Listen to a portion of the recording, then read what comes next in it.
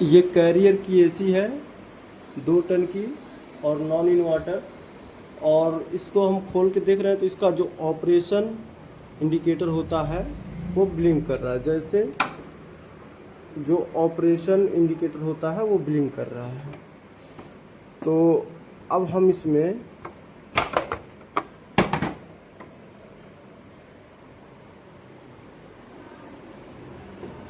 हम इसमें जो है इसका इसको चेक करते हैं कि इसमें क्या फॉल्ट है। तो फ्रेंड्स, हमने सेंसर वगैरह सब चेक किया, पीसीबी को बाहर खोल लिया था, सब चेक किया। तो मजबूरन हमको ब्लोअर मोटर भी खोलना पड़ा क्योंकि पीसीबी पूरी ओके थी। यहाँ जो इसका कम्युनिकेशन का जो ये 3 वायर थे वो यहाँ पे उसका मतलब बैक नहीं दे पा रहा था फीडबैक। तो इसलिए हमको यहाँ से पूरा खोलना पड़ा। तो इस तरह से हमने इसको खोल के पूरा, और पीसीबी को पहले हमने चेक किया, पीसीबी से सेंसर चेक किया। उसके बाद सब कुछ ठीक ठाक था, दूसरा ब्लोअर मोटर लगाने पे चालू हो रहा था। तो हमने जब इसको देखा तो इससे यहाँ से खोल के बहुत मुश्किल से ये खुला है। तो इसको हमने ठीक कराया, अब हम इसको इसमें लगाने वाले हैं। तो हमने अच्छे तरीके से पूरा सब साफ सफाई भी कर दिया, गंदा हो गया था ब्लोअर। अब ये हम इसको यहाँ पे इंस्टॉल करके उसके बाद इसको एक बार चला के आपको दिखाएंगे। जब भी किसी एसी का ऑपरेशन इंडिकेटर लगातार ब्लिंक हो, वो कैरियर का हो, तो सबसे पहले आप फैन मोटर का फीडबैक चेक करें। अगर मान लीजिए आप सेंसर चेक किए और इसमें हो क्या रहा था, सेंसर भी ठीक था, सब कुछ ठीक था, बस ये एसी चल के 2 मिनट उसके बाद बंद हो रही थी। तो वो एकदम से एरर दिखा रहा था इंडिकेटर। तो हमने इसको चेक किया तो इसके मोटर में फॉल्ट था, हमने सही कर दिया है। और अभी हम आपको इसको चला के दिखाने वाले हैं। पहले इसको बांध दे, बहुत मुश्किल से ये पैक होता है। इसका ब्लोअर मोटर खोलना बहुत आसान नहीं था क्योंकि बहुत हाइट पे भी था और बहुत मुश्किल से ये खुला है। ठीक है, इसको हम पैक करके आपको फिर चालू करके दिखाते हैं। इसका ये जो शाफ्ट में स्क्रू होता है इसको हम टाइट कर देते हैं। अब ये फ्री चल रहा है, एकदम एकदम फ्री चलना चाहिए। किसी भी प्रकार का जाम और किसी भी प्रकार का रुकावट नहीं होना चाहिए ब्लोअर मोटर में। ठीक है, तो अब ये, तो फाइनली हम इसको ब्लोअर को टाइट कर चुके हैं। अब इसके बाद इसका पीसीबी जो है हमको यहाँ पे इंस्टॉल करना है, और पूरे अच्छे से, जरा सा भी अगर ये वाइब्रेट करेगा तो आवाज़ आएगी। हमको अच्छे से इसको पूरा टाइट कर देना है। ठीक है, अब ये हमारा टाइट हो चुका है, और इसको एक बार हम ऊपर नीचे करके देख लेते हैं, थोड़ा सा हाचक होचक भी ना रहे। और इस तरह से अब पीसीबी को हम यहाँ पे फिट करेंगे। पीसीबी खोलना बहुत आसान होता है, और बस ब्लोअर जब खोलना पड़ता है तो बहुत दिक्कत से खुलता है। उस समय अगर यूनिट उतर जाए तो और आसानी हो जाता है, लेकिन काम लंबा हो जाता है। ठीक है, तो हमारा ये जो है ये हमारा फीडबैक का वायर है, ये हमारा मोटर का। इसको हम साइड में एक साइड कर लेते हैं और इसको पहले कनेक्ट कर देते हैं। हमारा ये मेन वायर कनेक्ट हो गया, ये फीडबैक का है, तो इसको यहाँ पे कनेक्ट कर देते हैं। अब दोस्तों, फीडबैक में जब ये फीडबैक नहीं मिलेगा पीसीबी को, तब वो एरर दिखाएगा डिस्प्ले पे। ठीक है, तो इसका जो अंदर मोटर के अंदर एक छोटा सा पीछे प्लेट लगा होता है, पीसीबी प्लेट, वहीं से दिक्कत थी। और ये हमारा कॉइल सेंसर है, और ये हमारा टेम्परेचर सेंसर है। इसको इसको अच्छे से यहाँ कनेक्ट कर देना है, नहीं तो रूम का टेम्परेचर जो बताता है वो, अगर कॉइल में ज़रा सा भी सटा रहेगा तो आउटडोर ट्रिप होगा।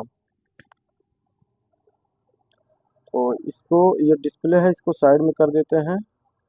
अब जो है ये हमारा पीसीबी, इसको हम पैक कर देते हैं। इसमें जितना भी वायर था हमने कनेक्ट कर दिया, और इसमें स्क्रू लगा देंगे। सब वायर कहीं भी निकला रहेगा तो पीसीबी का कवर पैक नहीं होगा। तो एकदम अच्छे से देख देख के करना है। और इस समय गर्मी बहुत तेज है, इसको अच्छे से टाइट करना है हमको।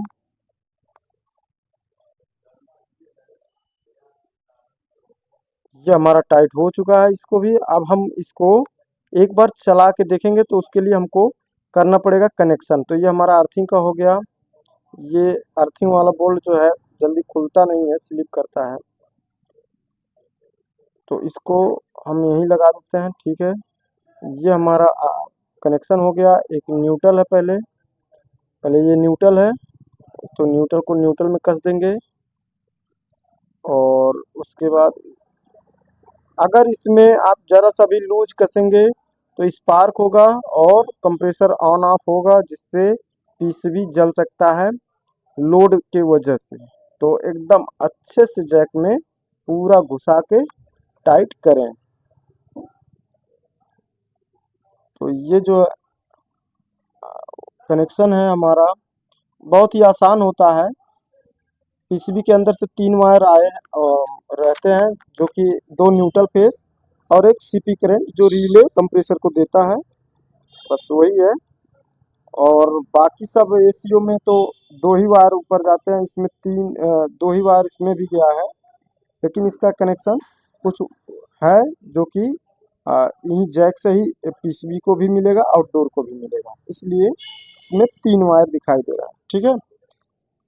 तो ये हमारा लास्ट का सीपी करंट है, जो कि हम इसको टाइट कर देते हैं और एसी को चला देते हैं। अब देखिए, ये हमने इसको ऑन किया, 17 टेम्परेचर आ गया। अब यह ब्लिंक नहीं करेगा और यहाँ से फैन हवा भी दे रहा है। थोड़ा सा वेट करेंगे हम, एम्पियर चेक करेंगे कंप्रेसर कितना एम्पियर लेगा। तो इसको अच्छे से बजा देना है क्लैम्प मीटर। और ये 17 टेम्परेचर पे है। अब यहाँ से कूलिंग हवा मतलब ब्लोअर का हवा अच्छे से आने लगा है। और पहले क्या होता था, जैसे ही 2 मिनट चलता था और सब कुछ बंद हो जाता था और एकदम से ब्लिंक करता था, ठीक है। अभी हमारा फिलहाल कंप्रेसर नहीं ऑन हुआ है, तब तक हम वेट करेंगे कंप्रेसर ऑन होने तक। तो अभी देख सकते हैं यह कंप्रेसर हमारा ऑन हो चुका, 5 एम्पियर तक आ गया है। ये लगभग 5 से 7 एम्पियर के बीच में चलेगा, अभी स्टार्टिंग है।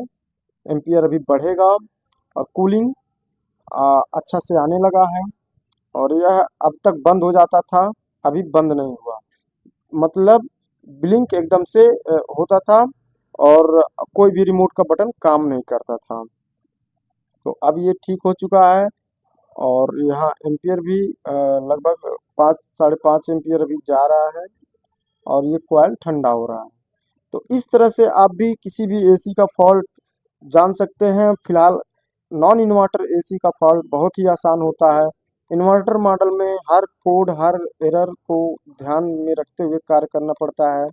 और उसके अलावा ये जो मतलब नॉन नॉन इन्वर्टर एसी होता है, वो बहुत ही अच्छा काम मतलब करता भी है और ख़राब होने पे आसानी से बन भी जाता है। तो इस तरह से ये हमारा काम कर रहा है। अब जो है 2 मिनट से ज़्यादा चल चुका है हमारा, लगभग 5-10 मिनट हम इसको चला लिए हैं। पहले तो ठीक के ठीक 2 मिनट में ही एरर आ जाता था। तो अब जो है डिस्प्ले को टाइट कर दे रहे हैं और कवर को लगा दे रहे हैं, ठीक है। कवर को लगाने के बाद अब एक बार फिर चला के हम ट्रायल करेंगे। उसके बाद ये एसी जैसे कभी कभी होता है कवर फिट उट करने में कुछ लड़ता है, कहीं सप्लाई ब्रेक हो जाती है, तो एक बार से और चेक करेंगे हम। वैसे तो हमारा एसी कंप्लीट हो गया है और अब ये फिल्टर लगा देना है। उसके बाद ये फिल्टर हमारा लग चुका है। और ये दूसरा वाला ये काफ़ी पुराना यूनिट है, इसलिए इसका कुछ मतलब कॉयल तो मेंटेन है, बॉडी वॉडी थोड़ा फिल्टर उल्टर फटा है, उससे कोई दिक्कत नहीं, सर्विस बराबर होता रहता है, साफ सफाई है। अब ये हमारा पैक हो गया।